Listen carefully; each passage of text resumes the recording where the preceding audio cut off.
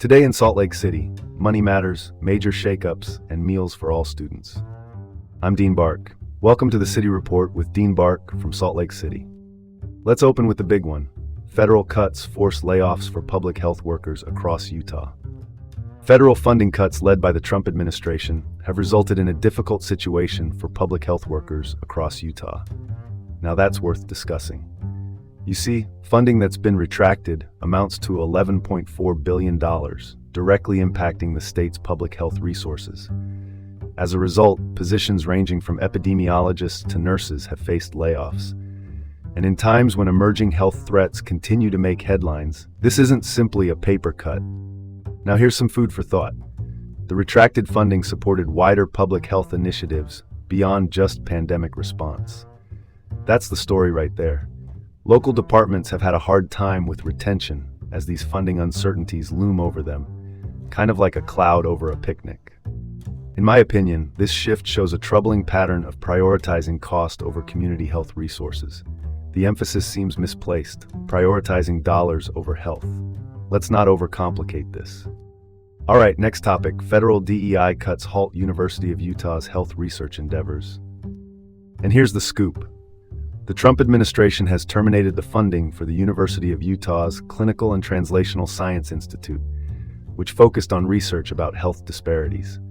Now, this isn't just any research. It's vital for understanding the disparities affecting rural and minority communities.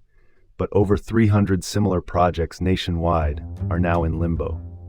That's one way to make a ripple. The implications stretch far and wide, highlighting a significant policy shift. Such cuts reflect an overlooking of the importance of ongoing community health disparities. Call it like it is, these moves show a narrow vision. Moving on, we get to our third story. Utah Education Board considers letter supporting Trump's plan to dismantle the U.S. Education Department. Here's how it plays out.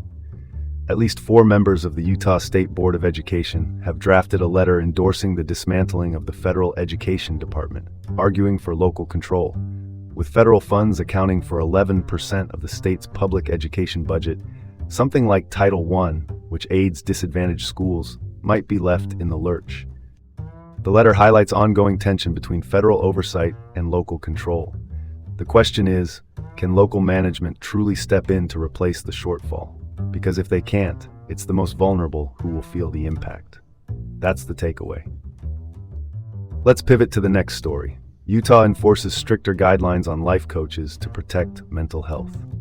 Here's something to chew on. A new law has restricted mental health treatment to only licensed professionals, closing loopholes that some life coaches had been exploiting under self-designation with various titles.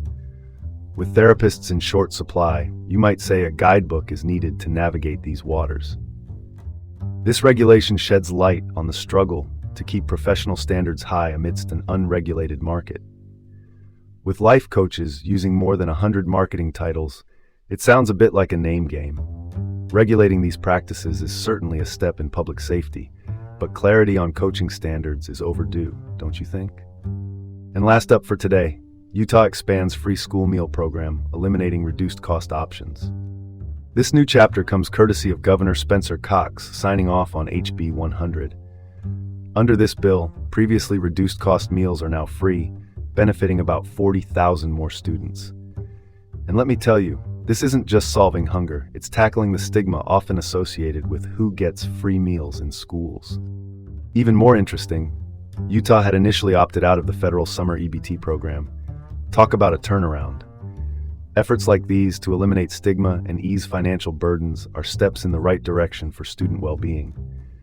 Well, that's one way to make a change. This is Dean Bark from the City Report here in Salt Lake City, encouraging you to seize the day and join us again tomorrow.